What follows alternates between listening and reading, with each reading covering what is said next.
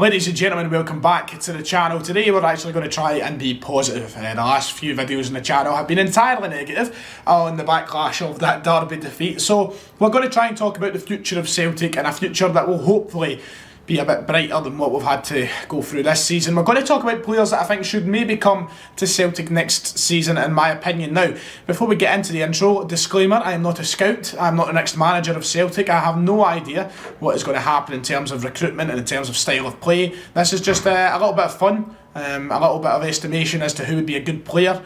It's not me saying that this is what is done and what should definitely happen. It's just a bit of fun. We'll try to smile. We're going to actually be positive for a change. You're not happy with that at least?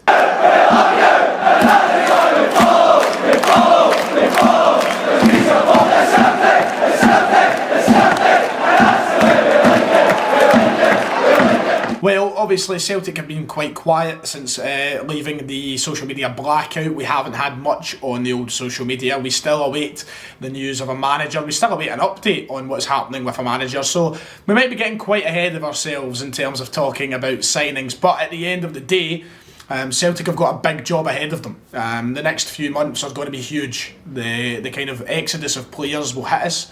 We're going to have to recruit hard. It's a massive rebuild, and some have dubbed it, and it's arguably correct, the biggest rebuild in the club's history. The amount of work we've got to do is substantial, and signings aren't going to be easy to make, especially after the kind of season we've had. A lot of people will be looking at the club and going, don't know if I fancy it at the moment. So we need to recruit wise, we need to recruit smart, and it's certainly not going to be easy. Do we go for a crop of younger players that are going to lead us through the next few years with potential resale value, or do we go for players with experience, people who can come straight into this team and lead us into a domestic campaign which will see us look to reclaim the title? It's going to be a massive season nonetheless, and a big summer for Eddie Howe or whomever may be manager. So let's talk about 4 players that I believe Celtic should sign next season. Now, already I know a lot of people are going to be complaining that it's 4 and not 5 players, but I want to talk a little bit about each player and giving myself a bit more time for each suit. So we're going with 4. If you want to see more like this and you want to see more of what I would do for the Celtic rebuild, you know what to do. Please hit like and hit subscribe. Only 54% of people who watch the videos are subscribed to the channel. Let's try and aim to make that as high as possible. If you want more of this, like and subscribe. Let's talk about the future of Celtic. Number 1 then, I'm going to start with Josh Doig of Hibs. To me, this is a must sign for Celtic. A player who's showing all the potential of a great fullback for this country. Unluckily, in the area where the country exceeds in fullbacks, the left-back position, which we've already produced, the likes of Andy Robertson, Kieran Tierney, someone who has a big future ahead of him, highly praised by Steven Gerrard earlier this month in his battle with Nathan Patterson, and someone who I imagine Rangers will like the look of too, but Celtic I think should look at this as a signing they should and must make this summer. He's had a very impressive season at Hibs, and for an 18-year-old, you know, he's only getting going. 24 games this season in the league alone, he's had 1 goal and 4 assists, which aren't massive stats for a left back, but for somebody of his age, getting involved in 5 goals is quite impressive. And he's been really good down that left hand side, still very raw, and there's no denying that. There's clear issues in Josh Doig's game, but you can expect that from someone who's just starting. Kieran Tierney wasn't perfect when he first came into the Celtic team. No one's perfect when they come into the team at 18-year-old, unless your name's Kylian Mbappe. He's just someone who has bags of potential, and I think with the right coaching, the right development plan, and the right people around him, the right players around him, he can take that game another level, and it's someone Celtic should look at. Diego Laxalt, of course, leaving the club this summer. Greg Taylor often being questioned whether or not he's good enough. I think Josh Doig comes in as someone who has the potential to start for Celtic and really solidify himself as the full-back or the left-back for the next few years, but also someone who can learn and be nurtured into being a player that comes into the starting lineup later on in the season or maybe in future seasons. You've got that advantage, I think, either way with Josh Doig. So for me, I think I'd put him at the top of the transfer list.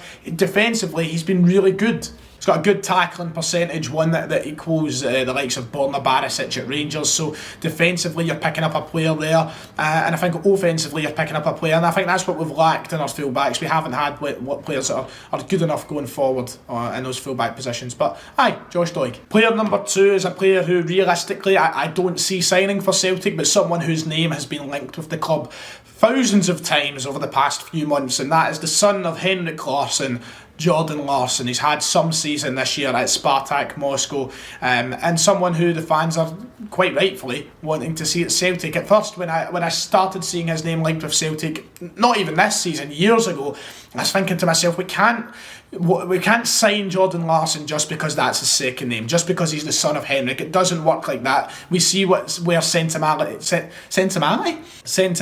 gets us. It doesn't get us very far. So when I seen that, I was like, no, we can't sign him, but he's actually been proper tearing it up for Spartak Moscow, and to the point where apparently the likes of Borussia Dortmund are even looking at the services of him. I don't imagine he'll be in a realistic price range for Celtic. But if you can get him maybe in the right region of £9 to £10 million, then perhaps it does become something you look at. I imagine they'll slap a price tag of him over 20 million. But we're going to lose Edouard. We spent £9 million on Edouard. We need to replace Edouard with a player that's going to be the standard and quality of Edouard. So maybe Larson does become someone we look at if affordable. 13 goals, 5 assists, nearly 2 key passes per 90 minutes, a 78% pass completion as well. He seems to have a really good all-round game at Spartak this season. Someone who's been able to create and score goals. And that's what we get under Odsonne Edouard normally. So to bring in someone similar would be very handy, I think, very helpful.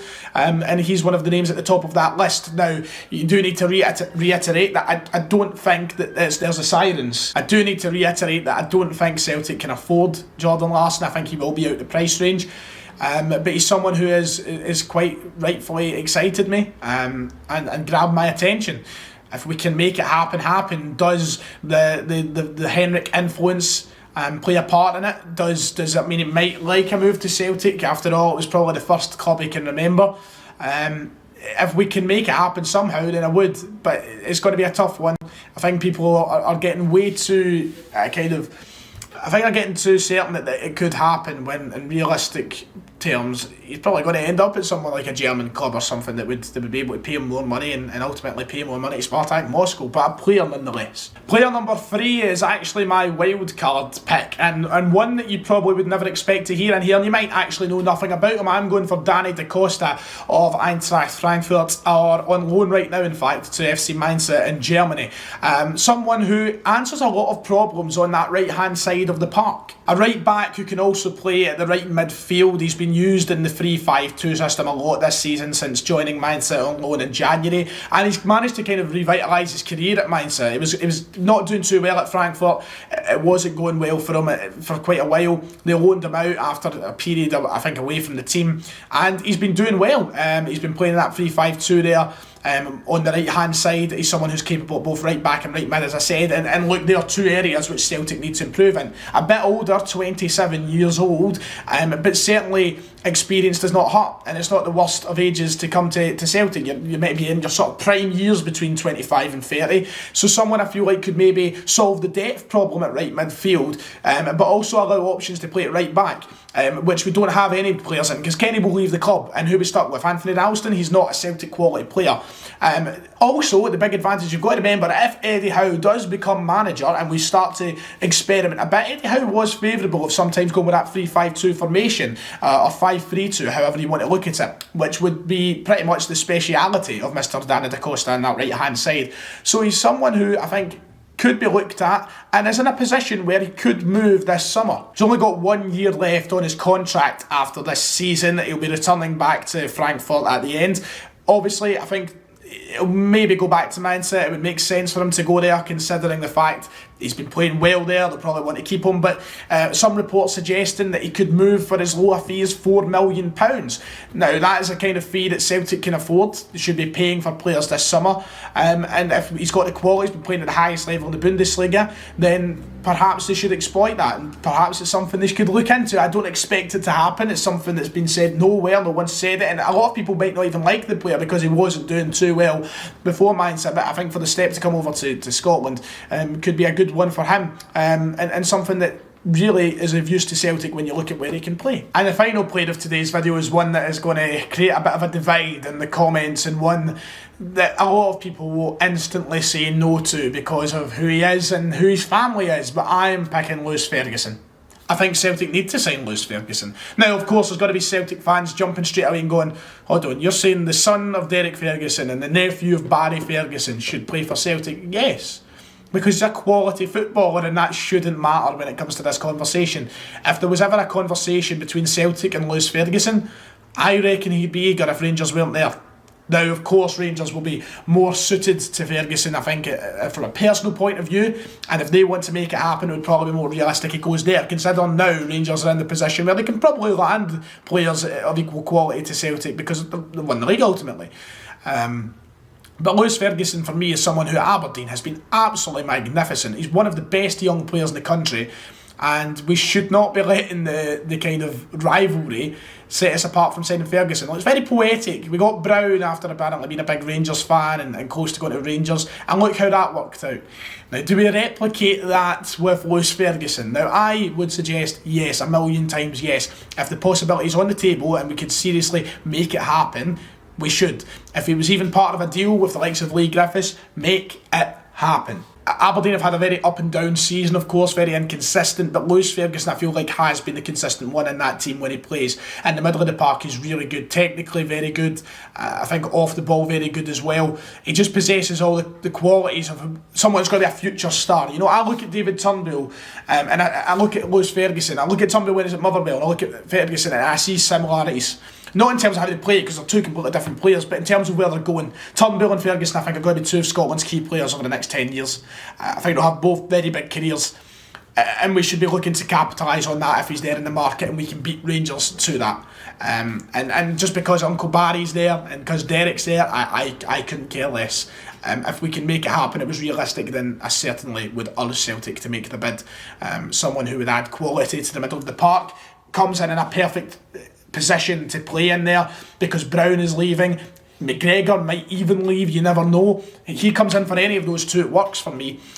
So if Lewis Ferguson's an option, certainly has to be taken. And that does it. That's the 4 players that I would sign this summer if I were the Celtic manager. God help us if I was the Celtic manager. But there's the 4. Let me know who you think Celtic should sign in this summer, and let me know your thoughts to those 4 players there. Now, of course, I don't expect Celtic to sign any of these players realistically.